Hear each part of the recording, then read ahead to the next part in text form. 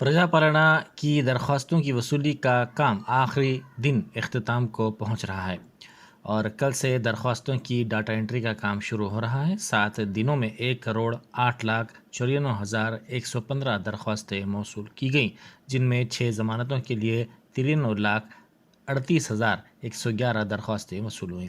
गुज़िश्ता साल 28 दिसंबर से दरख्वास्तों की वसूली का आगाज़ किया गया था।